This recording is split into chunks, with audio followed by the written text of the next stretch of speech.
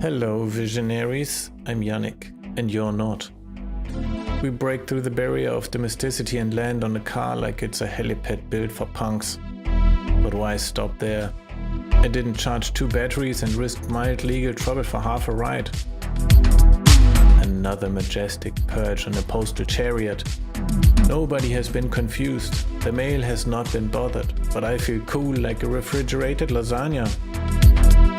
So we take it to the streets, urban asphalt, cool air, society in decline, you know, the good stuff.